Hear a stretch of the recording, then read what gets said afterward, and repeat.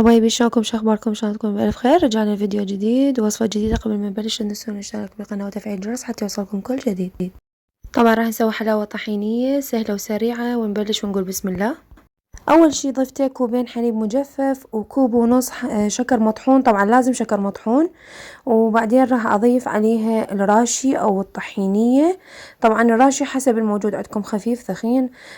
طبعا هنا جاي اخلط الحليب ويا الشكر لحد ما يتلابسن، بعدين اضيف الراشي اللي هو طحيني، بعض البلدان يسموه طحينية او طحينة.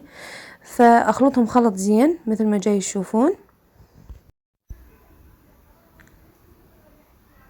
طبعا هنا من بعد ما تلابست كلش زين المواد راح اضيف الراشي واخلطهم، وبعدين ابلش اعجنهم عجن بايدي.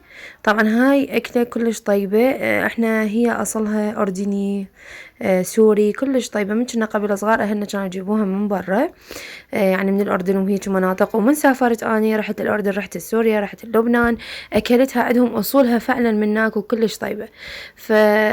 مو كل البلدان تسويها يعني طعمها طيب. فهنا بتركيا أنا بحثت عنها وعرفت موادها اللي هي هاي أسهل طريقة وطعمها تشبه اللي نجيبها من السوق.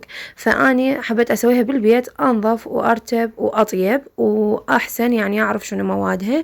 أنصحكم تجربوها ب5 دقائق تقدرون تسووها، ما تاخذ من عندكم أي وقت. هنا بعد ما خلطنا الراشي بلشت أعجن بيها لحد ما تنطيني القوام، قوام الحلاوة يعني. حتى بعدين أخليها بقالب وأخليها بالثلاجة تقريبا مدة ساعة أو ساعة ونص حسب البرودة اللي عندكم. والنوبة تصير جاهزة للأكل، تقدرون تحتفظون بيها يعني إيش قد ما تردون بالثلاجة. أنا أخليها حتى شهرين 3 أشهر 4 أشهر، مرة سويتها بقت حتى تقريبا 6 أشهر، تبقى مثل ما هي ومثل طعمها. وكل ما تبقى كل ما تنطيكم الطعم التوب الأصلي مالت الحلاوة الطحينية. طبعا هي هاي أطيب حتى من الحلاوة اللي تجي قبل شكرية. هنا أنا ضفت مكسرات، طبعا مكسرات حسب الرغبة اللي يريد.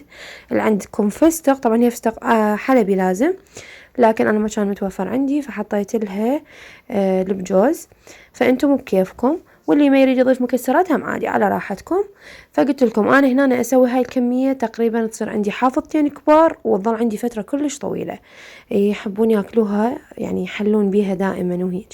هنا أنا خليت طاسة قزاز، خليت بيها أو كاسة خليت بيها نايلون مال طعام، والنوب خليت فستق حلبي مطحون، وهذا هم حسب الرغبة. وبعدين راح أخلي الحلاوة وأكبسها كلش زين وأخليها بالثلاجة، وبعد ساعة أراويكم شكلها شلون تماسكت. هي هسه متماسكة بس الأفضل أنه تخلوها ساعة بالثلاجة.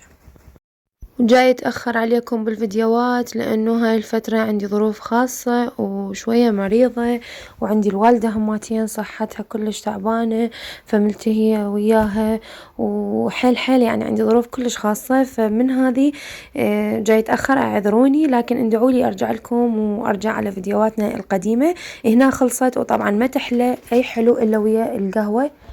ومثل ما قلت لكم اي حلو ما يحلى ولا يكون طعمه طيب اذا ما يمه قهوة تركية او لبنانية. طبعا هاي القهوة العربية المطحونة كلش طيبة، هم انصحكم بيها ويا الحلويات. اذا تردون اسوي لكم طريقة الكذا قهوة ان شاء الله انزل لكم فيديوهات اقول لكم. ان شاء الله عجبكم الفيديو، وفي امان الله ورعايته.